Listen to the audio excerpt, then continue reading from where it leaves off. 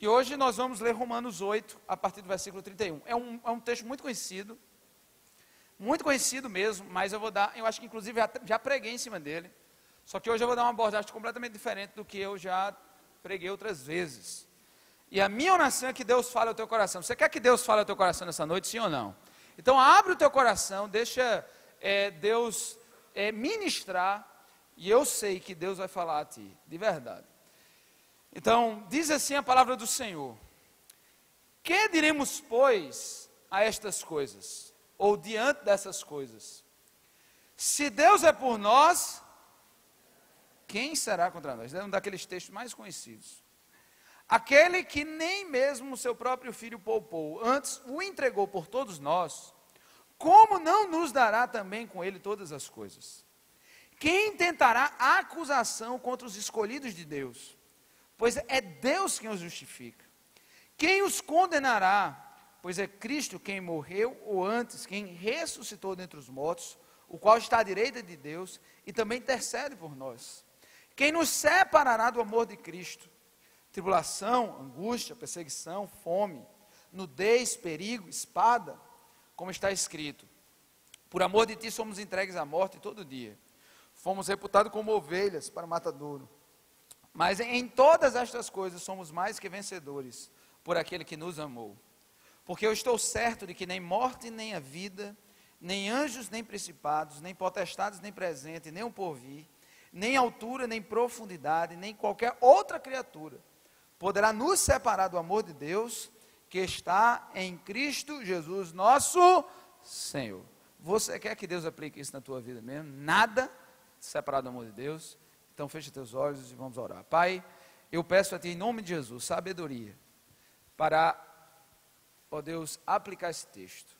Eu peço a Ti graça, Senhor, para que possamos compreender esse texto. E peço que Teu Espírito Santo nos conduza durante todo o processo, para falar ao nosso coração. Nós precisamos ouvir Tua voz, queremos compreendê-la. Pedir, Deus, em nome de Jesus, que essa noite seja uma noite onde a gente, ao voltar para casa, a gente lembre que o Senhor falou a nós.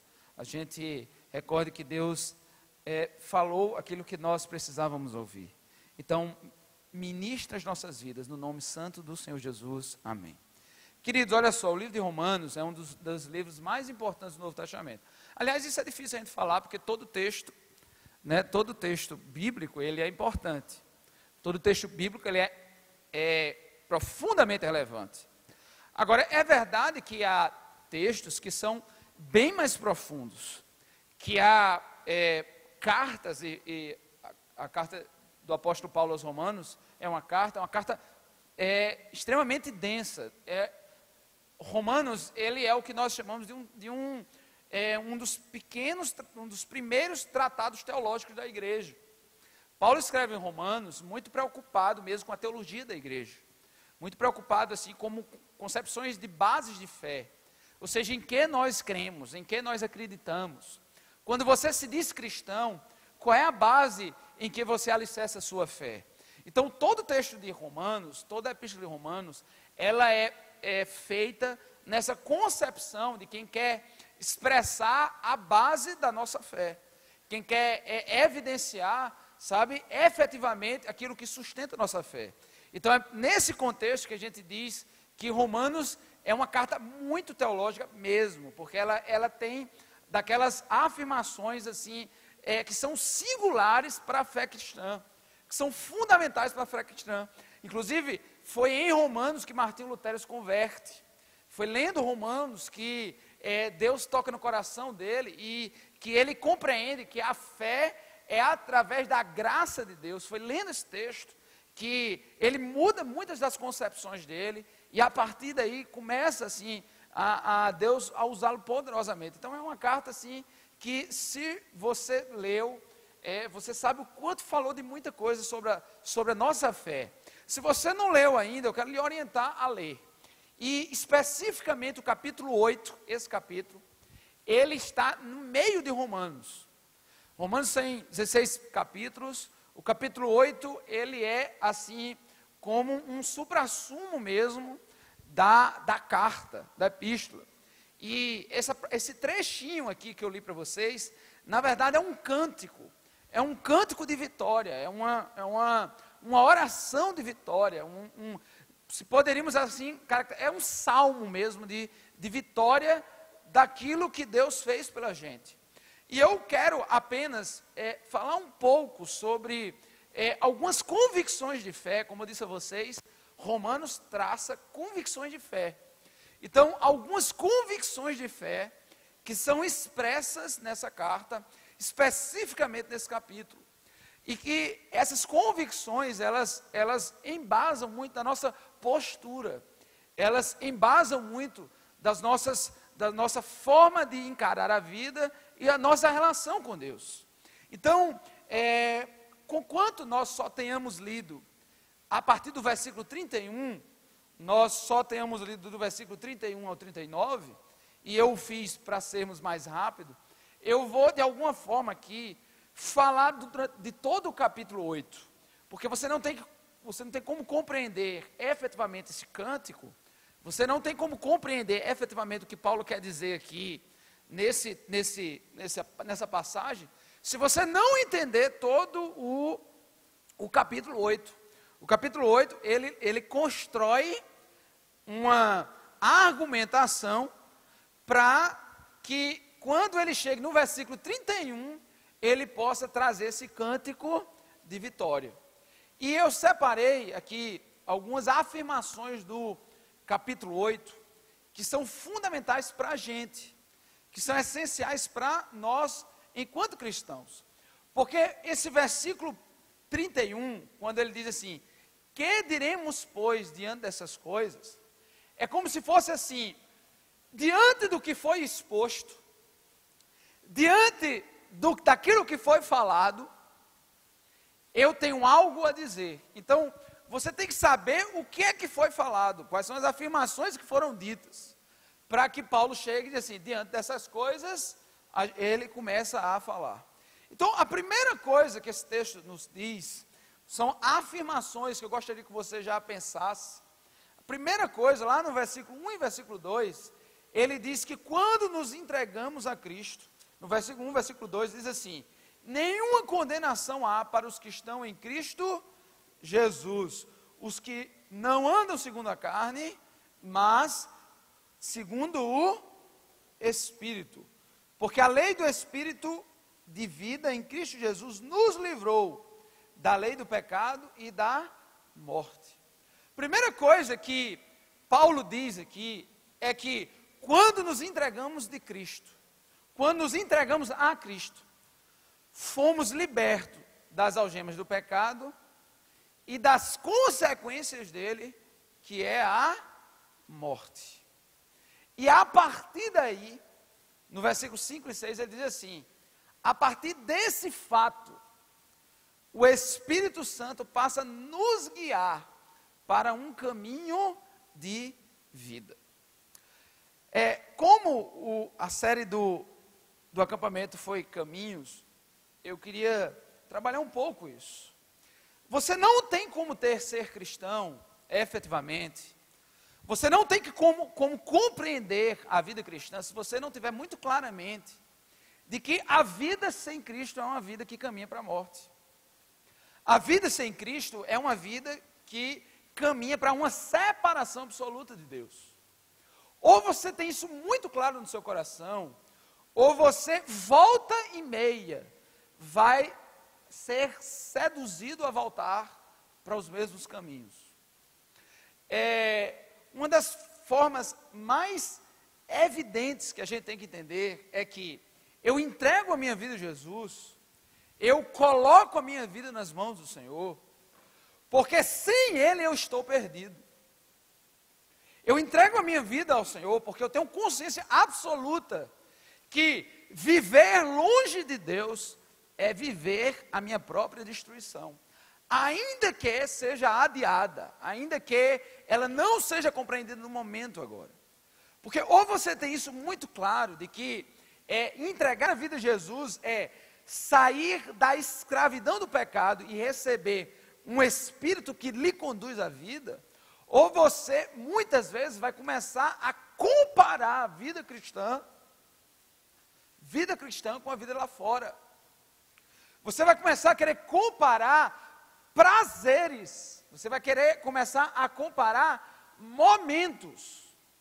E como uma vida longe de Deus é uma vida de ilusões, toda vez que a sua perspectiva, em termos de comparação, for uma comparação isolada em momentos, você pode ser seduzido a deixar. Você pode ser seduzido a abandonar.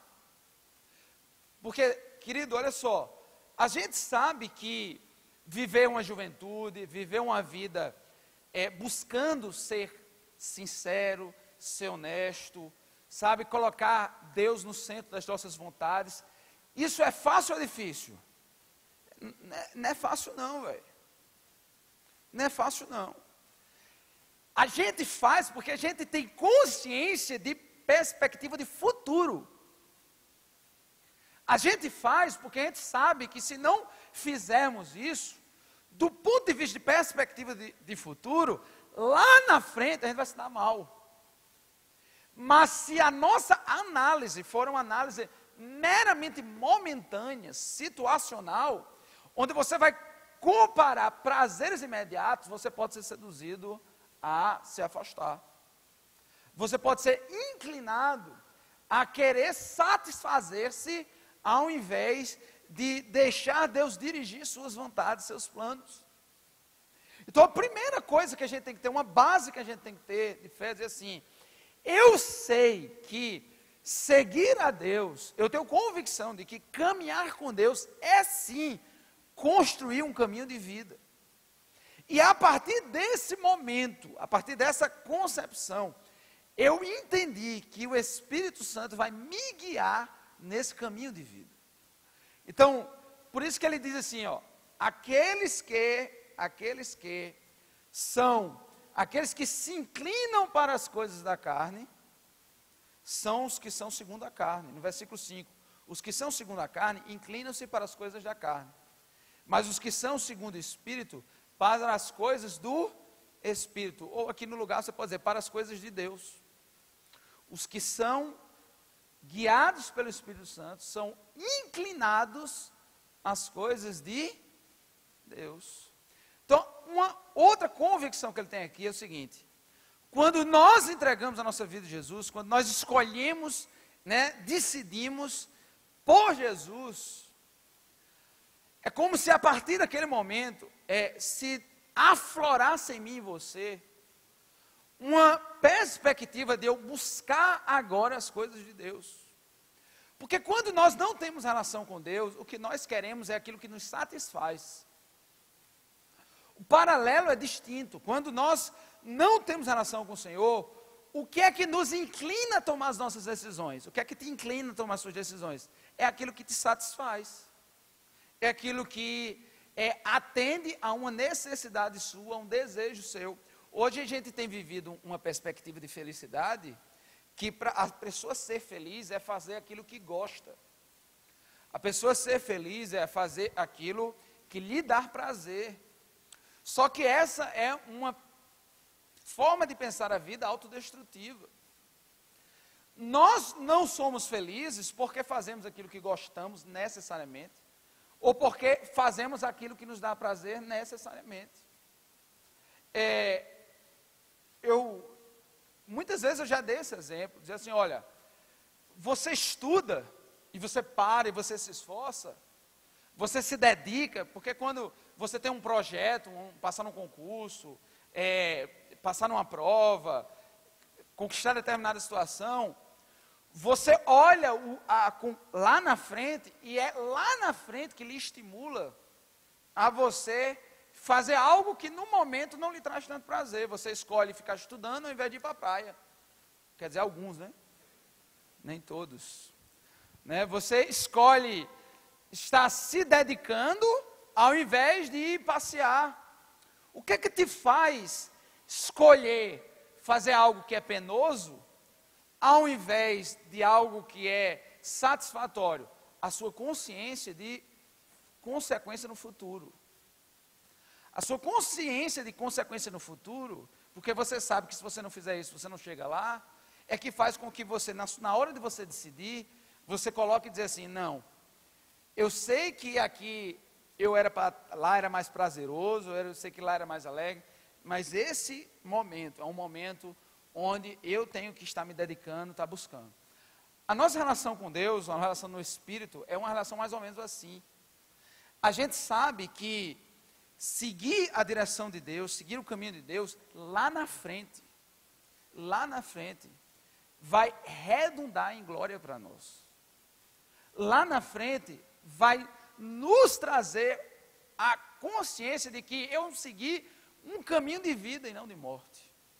Então, a primeira coisa que eu gostaria de fazer você refletir a partir daí é que nas decisões da sua vida, na caminhada da sua vida, na sua caminhada, não analise seus momentos, suas condutas, apenas sobre um prazer momentâneo. Porque, na verdade, o que define a nossa relação é essa consciência de futuro. Essa consciência do que virá lá na frente. E se você tem isso muito claro, você vai saber que seguir ao Senhor, sabe, buscar a Deus, é sim aquilo que numa perspectiva de futuro vai lhe trazer paz, numa perspectiva de futuro vai lhe trazer realmente uma concepção de vida. Amém, queridos? Então, essa é uma noção importante em relação a isso.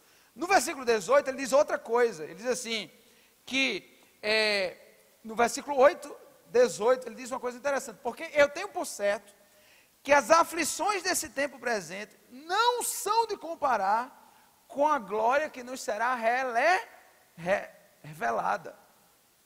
Então, uma consciência de futuro de novo. Ele diz assim, olha, como eu sei que este caminho, ele é um caminho de vida, como eu sei que ao inclinar-me para as coisas de Deus, é algo que me trará boas consequências na minha vida aqui e fora. Como eu tenho consciência de que o que Deus tem preparado para mim é glorioso, é maravilhoso. Quando eu vejo as minhas aflições nesse mundo, eu nem sequer comparo com aquilo que eu porei desfrutar estando em união com o Senhor, estando em harmonia com o Senhor. As aflições desse mundo não se comparam ao peso de glória que nos está reservado. Uma outra frase importante. Outra frase importante, do versículo 26, ele diz assim, que nós esperamos com paciência, no versículo 26 diz, e o Espírito Santo nos ajuda em nossas fraquezas. O Espírito Santo nos ajuda em nossas fraquezas e intercede por nós com gemidos inexprimíveis. Quem já ouviu falar nesse versículo? Que o Espírito intercede por nós com gemidos inexprimíveis. Paulo diz, olha só, quero que você entenda, ele diz que os que estão em Cristo Jesus, os que estão no caminho do Senhor, eles não têm que ter medo de condenação. Os que estão no caminho do Senhor entendem que o que está reservado para eles é muito melhor. E agora ele diz assim, que enquanto você espera que isso aconteça, ele sabe que nós passaremos por momentos de fraqueza, mas o Espírito Santo, ele nos fortalece, ele nos ajuda. Ele não só nos ajuda, mas ele intercede por mim e por você. E lá na frente ele diz assim, no versículo 28, que é fantástico. Sabemos que todas as coisas contribuem juntamente para o bem daqueles que amam a Deus, daqueles que são chamados segundo o seu propósito. Qual é a outra coisa que ele está dizendo aqui? Que se você anda realmente nos caminhos do Senhor, que você tem uma consciência de uma perspectiva de futuro que virá, e você sabe que você está plantando, ainda que com lágrimas, mas você vai colher com alegria. Se você sabe que mesmo haverá momentos que você vai estar fraco, mas esse Espírito Santo age com você, ele diz outra coisa, lembre-se, que haverá momentos que você não vai entender, haverá situações que você não vai compreender, mas eu agirei em todas essas coisas para o bem daqueles que amam a Deus. Diante dessas afirmações é que ele entra no cântico que nós oramos. E é como se ele dissesse assim, meu irmão, se você sabe que o que você está plantando na sua caminhada com o Senhor é algo do qual você vai poder ter alegria. Se você sabe que naqueles momentos de fraqueza o Espírito Santo está agindo na sua vida, se você sabe que eu não perdi o controle da história da sua vida, e mesmo naquelas pequenas coisas que você acha que isso não vai contribuir para você, que isso não vai ter, que você não acha que tem sentido na sua vida, mas que Deus diz que no fundo, no conjunto, Ele vai transformar isso em bênção para você. Diante dessas coisas, o que você tem a dizer? E aí ele começa a responder isso em forma de perguntas. Diante de todas essas coisas, o que eu tenho a dizer é, primeiro, no versículo 31, que se Deus é por mim, eu vou botar na primeira pessoa do singular, se Deus é por mim, quem será contra mim? É como se, em forma de uma pergunta, ele dissesse assim, se eu sei de tudo isso, eu sei que eu não preciso temer viver. Eu não preciso ter medo de viver.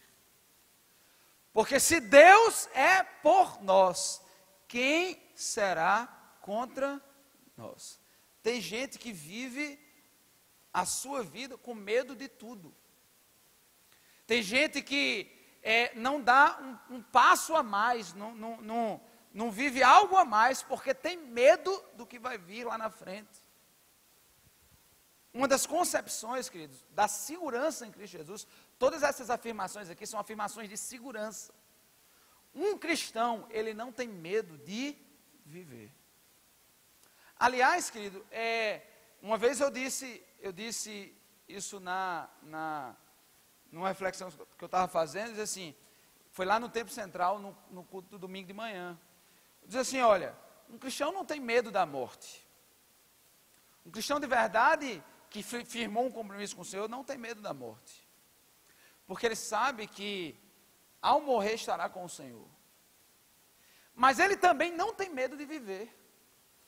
Ele ama viver. Ele olha para frente e diz assim, se Deus é por mim, e Ele já deu evidências disso, por que é que eu tenho medo de viver a vida, enfrentar a vida, olhar para o meu futuro? Por que é que muitas vezes eu sou uma pessoa insegura lá na frente, insegura sobre o que vai acontecer na minha vida? Por que é que muitas vezes você, como jovem, não tem coragem de ousar mais, de viver mais, de sonhar mais? Se Deus é por mim, eu não vou ter medo de viver. Agora, eu não vou ter medo de viver desde que eu esteja vivendo nos seus caminhos. Por isso que isso tem que ser muito claro. Se Deus é por nós, quem será contra nós? Você tem que estar nos caminhos do Senhor. Porque se você estiver fora, o que de mal lhe sobrevier são consequências dos seus erros. São consequências das suas falhas. Às vezes, pessoal, a gente não tem essa perspectiva. A gente quer projetar em outros responsabilidades que são nossas. Projetar, uma vez, isso se chama projeção, isso se manifesta de coisas bem simples. Por exemplo, se você tira 10 na prova, você diz assim, eu tirei 10. Se você tirou 0 na prova, você diz, o professor me deu 0. A culpa é do professor. O professor que me deu 0. Sabe o que é isso? Projeção. Você encontra culpados porque não quer assumir responsabilidades. Então, queridos, o texto ele faz muito claro. Se você saiu do caminho de morte, e passou a viver um caminho direcionado pelo Espírito Santo. Se você agora se inclina para as coisas de Deus, todos aqueles pressupostos que eu falei antes, se você de verdade entende que as aflições desse tempo não se compara para aquilo que lhe está reservado, Se você entende que Deus não perdeu o controle da sua vida, e se você se mantém nesses caminhos, não tenha medo de viver. Não tenha medo de olhar para o seu futuro. Não tenha medo do que virá no seu futuro.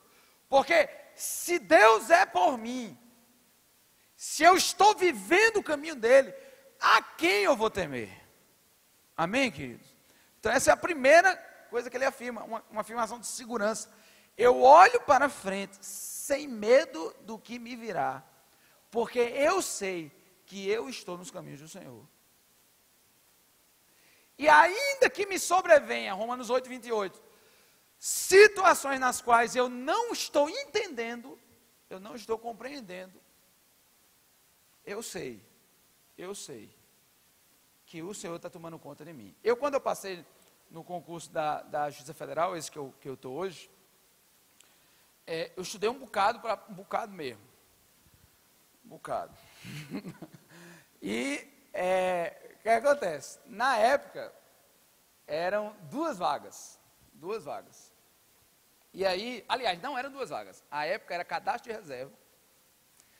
Era cadastro de reserva, mas eu sabia que ia ser criada uma vara em João Pessoa. E nessa vara, ao ser criada, ia ser criada 2 vagas. Então, eu estava de olho nessas 2 vagas. E eu me lembro que quando eu fiz o concurso, estudando muito, aí saiu o resultado. Aí quando saiu o resultado, foi lá. Primeiro ponto, né? Obviamente, quem tinha acertado mais. Então, na época, quem tinha feito o concurso comigo foi Capitão Paiva. Ele era capitão da Polícia Militar. A gente chama ele até hoje de Capitão Paiva.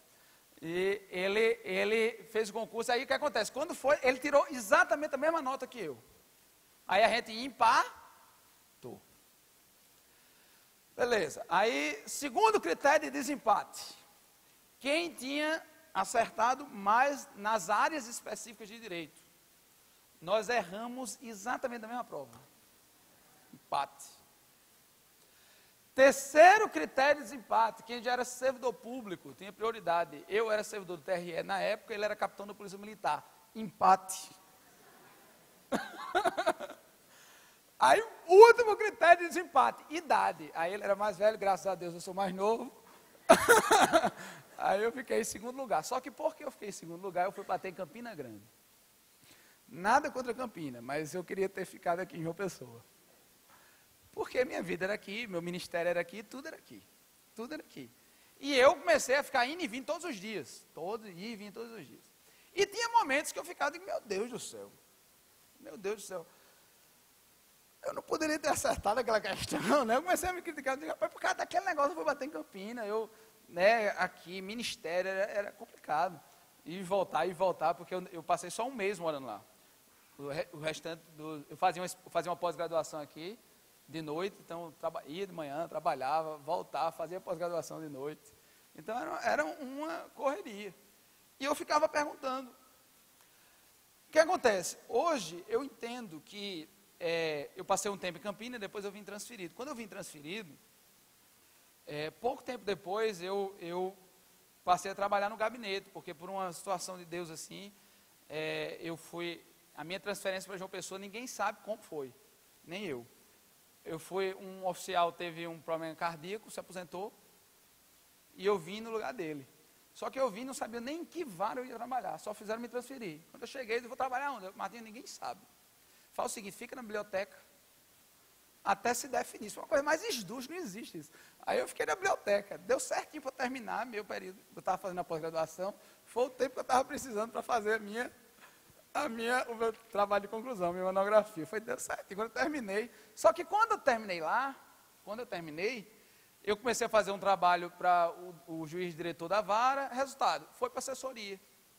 E aí depois de tudo, eu passei a ficar como assessor dele, e aí quando eu tive consciência do meu ministério, que Deus me chamou ao ministério, que eu fui conversar com ele, eu pedi para ficar em determinado local, eu disse, eu gostaria que ficasse em determinado local. Ele fez, não, tá bom, você vai para tal local. E hoje eu entendo que, hoje muito do que eu faço aqui no ministério, eu só posso fazer porque hoje eu estou nesse local. Porque senão para mim seria muito difícil exercer o ministério com algumas atividades que me é que me é proposto a fazer.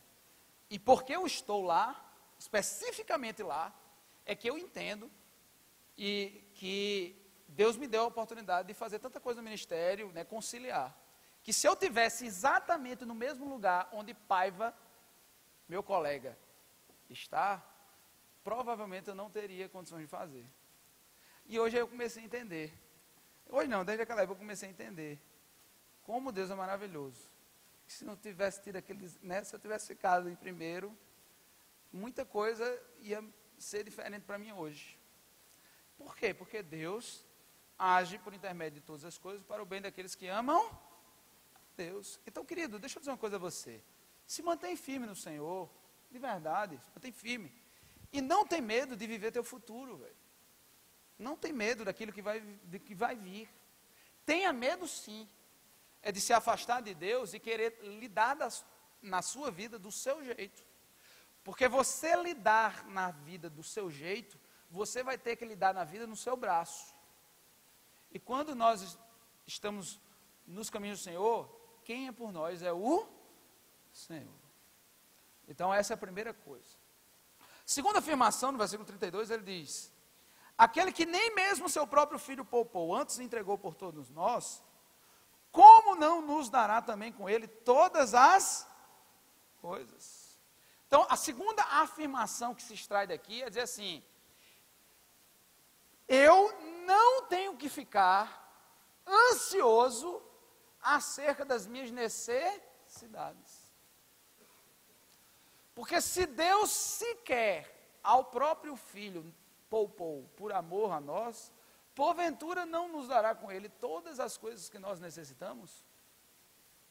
Então a segurança da vida cristã é uma segurança de quem pode olhar para o futuro sem medo dele, olhar para a vida sem medo da vida. O cristão, ele é destemido, porque quer viva, quer morra, estará com o Senhor. Vivendo, o Senhor está conosco, morrendo, vamos para ele. Então, o cristão, ele tem que ser destemido, seja ousado, pelo amor de Deus, levanta a cabeça, sabe? É assim, olha para a vida com garra. E a segunda coisa, você não precisa viver na sua ansiedade, não precisa. Confie que se Deus foi capaz de entregar o seu Filho por nós, porventura não nos daria todas as demais coisas que Ele sabe que nós precisamos. Então, se esse texto diz isso para a gente, por que é que você se inquieta acerca de algumas coisas? Por que você se preocupa com isso? Por que isso tira tanto seu... E por que isso, às vezes, se torna um motivo de você se afastar de Deus? Porque tem pessoas, querido, que se afastam de Deus porque aquilo que ele tanto esperava ainda não veio. Aquilo que ela tanto desejava ainda não veio. E porque aquilo que ele tanto desejava, tanto queria não veio, se frustra diante de Deus. É porque, na verdade, aquilo era seu Deus. Na verdade, o que você esperava era seu Deus. Deus, ela era o meio. Quem era seu Deus era aquilo que você desejava. Quando, para um cristão, é ao contrário. Deus é Deus. E Ele, segundo a sua vontade e no seu tempo, Ele nos garante dar aquilo que nós necessitamos. E Ele não diz isso só aqui. Jesus mesmo no Sermão do Monte falou: buscai em primeiro lugar o reino de Deus, quem sabe, e a sua, aí o restinho. E todas as demais coisas vos serão acrescentadas. E quando ele fala isso, ele fala num ambiente de ansiedade mesmo. O que ele diz? Por que você está tão preocupado com o dia de amanhã? Por que você está se preocupado com o que vai vestir, com o que vai comer? Por que você se inquieta tanto? Lógico que comida e vestuário são metáforas genéricas para as nossas necessidades. Porque é o que é mais básico no homem, é o que comer, o que vestir. Então, na verdade, Jesus usa isso como uma metáfora. Eu conheço você. Eu sei aquilo que efetivamente você precisa. Descansa em mim. Então, quando ele diz aqui, se Deus é por nós, quem será contra nós? Ele quer passar a mensagem para mim e para você, dizer assim: não tenha medo. Quando ele diz assim, se ele entregou o próprio filho, com ele não nos dará todas as demais coisas, ele quer dizer para mim, não fique ansioso com aquilo que você deseja. Não deixe que a ansiedade lhe torne você escravo ou escrava. Na terceira coisa, ele diz assim, ó, quem intentará a acusação contra os escolhidos de Deus, é Deus quem justifica. O que é que ele está querendo dizer para mim e para você? Como se dissesse assim, não tenha medo de acusações. Cara, tem gente que entrega a vida a Jesus e fica eternamente se culpando por aquilo que fez. Fica eternamente se culpando pela vida que teve antes de conhecer Jesus. Quando você entrega a sua vida a Jesus, meu irmão, de verdade, a segurança que nós temos é que as coisas velhas já, tudo se fez novo. Então, para de se autoacusar. E não tem medo das acusações que virão. Sabe por quê? A Bíblia diz que o diabo, ele é acusador. E tem mais, eu falei isso, não sei com quem eu falei na quinta-feira. Acusador e tem mais, mentiroso. Então a segurança de um cristão é, se eu estou nos caminhos do Senhor, eu sei que Deus está cuidando de mim, então eu não tenho que ter medo de viver. Se eu estou nos caminhos do Senhor, eu não tenho por que viver essa ansiedade.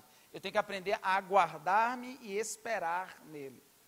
Se eu de fato entreguei a minha vida ao Senhor, eu não tenho mais por que me acusar daquilo que um dia eu vivi. Pode ser, querido, que você vai ter que lidar com as consequências dos seus erros. Pode ser. Aliás, provavelmente você vai lidar com isto.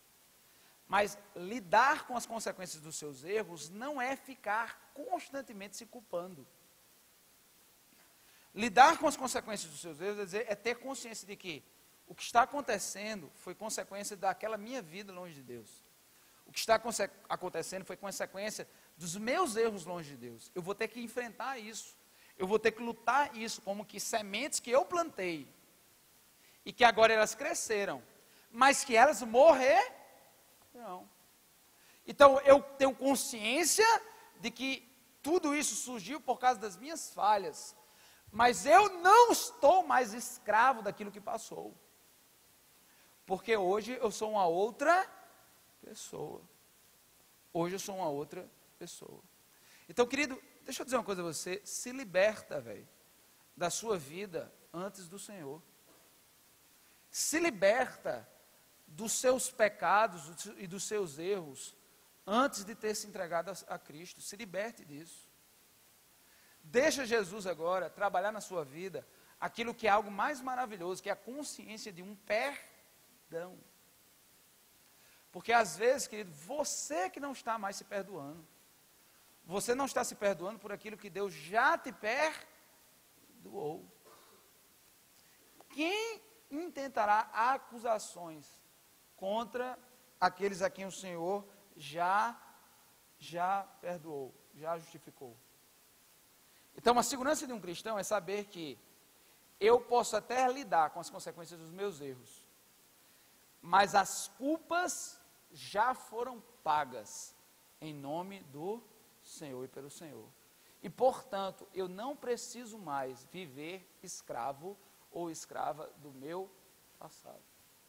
Você sabe o que acontece? Às vezes, você está num relacionamento com alguém e alguém lhe acusa. Ah, você era assim. Você foi isso. E você deixa que isso lhe afeta a tal ponto de você não se valorizar mais naquilo que Deus te fez para ser. O Senhor, meu irmão, Ele é capaz de transformar uma prostituta, como foi Raabe, numa mulher para compor a linhagem do próprio Cristo.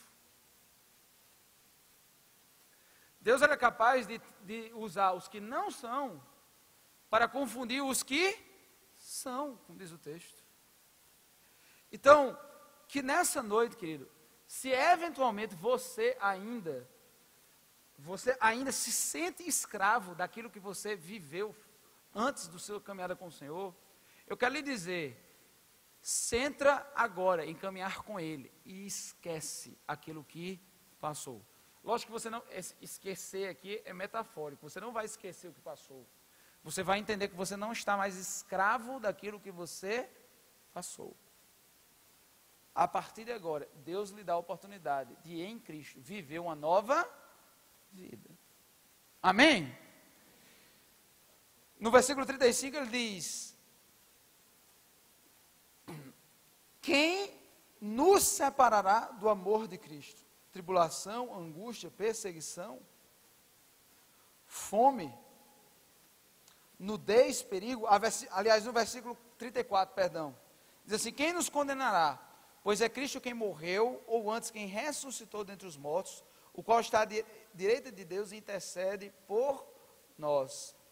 Você não tem mais que viver preso à culpa do seu passado, e você não pode permitir que isso lhe separe mais de Deus. Quem ou o que vai te separar do Senhor? E aqui ele começa a dizer algumas propostas: perseguições, sofrimentos, lutas, ele diz nudez. Eu poderia acrescentar aqui tentações, prazeres, emoções, pessoas. Quem te separará do amor de Deus? O texto diz: eu estou bem certo que nada, resumindo, vai me separar do amor de Deus. Eu queria que nessa noite você saísse com essa convicção. Eu queria que nessa noite você saísse com essa convicção de que caminhar com o Senhor é uma caminhada de olhar para a vida com coragem. Caminhar com o Senhor é uma caminhada de olhar para a vida, podendo sim descansar de toda a ansiedade nesse mundo que te pressiona a ter e a ser muitas coisas que você não precisa nem ter nem ser.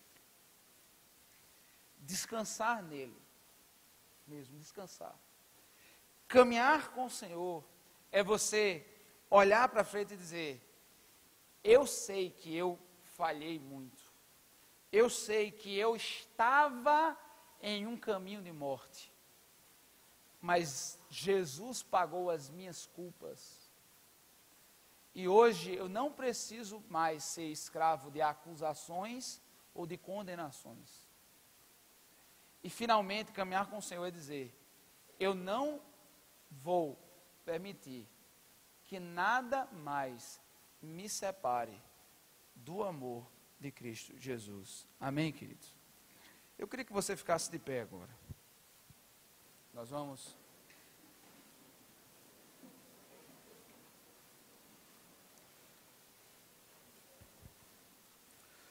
vamos encerrar orando. E talvez o ponto mais importante de tudo que nós falamos aqui seja esse. Eu queria que você, enquanto nós vamos orar agora, eu queria que você esquecesse um pouco quem te cerca, quem está ao teu lado. Se for necessário, esquecer inclusive que você está nesse ambiente público. Que você agora pudesse se colocar diante de Deus. Eu queria, querido, agora que você começasse a pensar na sua vida. E ao pensar na sua vida, eu queria que você pensasse a sua vida sobre essas afirmações. O texto diz: se Deus é por mim, se Deus é por nós, quem será contra nós? Será que você está aqui, e você estando aqui, você olha para o futuro com medo? Você olha para situações com medo? Você olha para a realidade da sua vida com inquietação, com um sentimento de insegurança? Se você está assim, querido, se nesse momento vem à sua mente a perturbação com medo de alguém, a perturbação com medo de alguma coisa que você nem sabe se vai acontecer. Eu queria que você refletisse agora. Você está realmente no caminho do Senhor? Você está realmente seguindo a vontade dEle? Você está realmente sob a direção dEle? Se você estiver, não tenha medo, querido. Se você estiver, não tenha medo. Porque Deus não perdeu o controle da história da tua vida. Lembra-se de Romanos 8:28. Até mesmo coisas que você não entende, em um futuro, o conjunto delas cooperarão para o teu bem. Agora, se você percebe que essa insegurança, que esse temor, que esse medo decorre de decisões, de caminhos que você estava seguindo, que estava longe do Senhor, a minha oração, querida, essa noite é a noite de você se consertar com Deus. Essa noite é noite de você olhar e ver assim: eu não tenho que temer isto, o que eu tenho que temer é de estar longe do centro da vontade de Deus. O texto falou, querido, que se o próprio Deus entregou seu Filho por nós, porventura com Ele não nos daria todas as demais coisas que necessitamos. Talvez você tenha caminhado com Jesus, mas ainda assim a ansiedade caminha contigo. Ainda assim a ansiedade te tira, sabe, te tira do centro da vontade de Deus. Às vezes você deixa de buscar a Deus por causa da sua ansiedade. Você deixa de servir a Deus por causa da sua ansiedade. Você deixa de viver a alegria do Senhor por causa da sua ansiedade. O texto, através desse texto, Deus fala disso: não se preocupa. Não se preocupa. Porque eu sei aquilo que você precisa. Eu sei aquilo que você efetivamente necessita. Se até mesmo Jesus eu não poupei por amor a ti, porventura eu não vou cuidar de você. Descansa nele. Espera nele. Confia nele. Talvez, querido, sua inquietação são as culpas do passado. E você não consegue viver o presente e o futuro que Deus tem para a tua vida, porque você está acorrentado a quem você foi, aquilo que você fez. Meu irmão, há um Deus que nos liberta deste passado. E por maior que tenha sido o teu pecado, por maior que tenha sido as tuas falhas, naquela cruz do Calvário, estas culpas foram expiadas. Naquela cruz do Calvário, aquelas culpas foram pagas. E finalmente, querido, se você tem sido abalado a deixar a Deus por qualquer outra coisa, o texto diz para você, o Senhor diz para você: não deixa que nada te afaste de Deus. Não deixa que nada te afaste de Deus. Se em alguma dessas coisas Deus falou no teu coração nessa noite, e você sabe que precisa de oração nisso, para deixar essa ansiedade, esse medo de viver,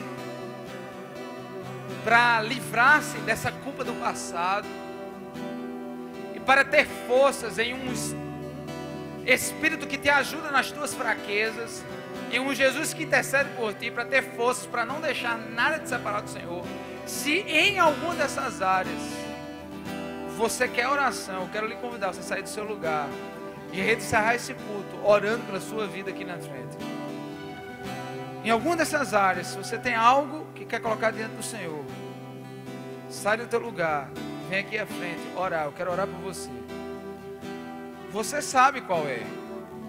Você sabe o que é. Foram várias as áreas a respeito das quais eu falei aqui. Só você e o Senhor sabem o porquê você está vindo aqui à frente. Só você e o Senhor sabem o porquê os seus joelhos se dobram aqui. E esse Jesus que inspirou Paulo a escrever esse texto é o mesmo Jesus que vai te ajudar a fazer estas afirmações em Cristo Jesus. De você olhar para a vida e dizer assim: eu não tenho medo, porque o Senhor é comigo. Eu não tenho por que viver nessa ansiedade, porque o Senhor haverá de satisfazer todas as minhas necessidades. Nem mesmo Jesus me poupou. Eu não preciso ser preso a nada. Jesus pagou minhas culpas. E neste presente e neste futuro, nada vai me separar de Deus.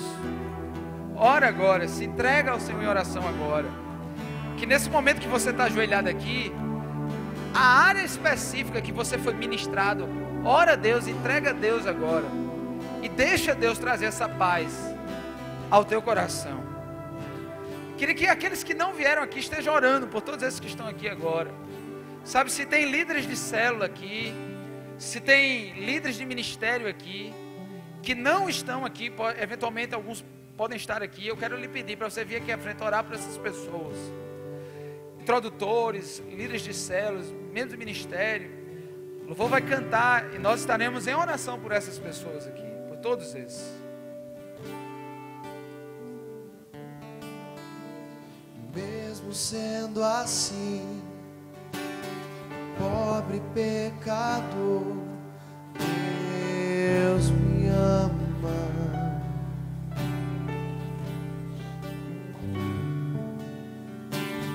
Mesmo sendo falho, mesmo sem merecer, Deus me ama.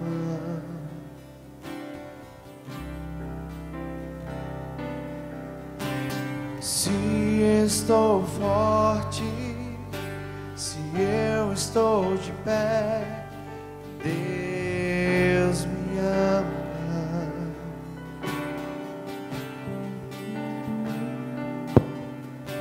Se estou fraco, se eu estou caído, Ele não deixa de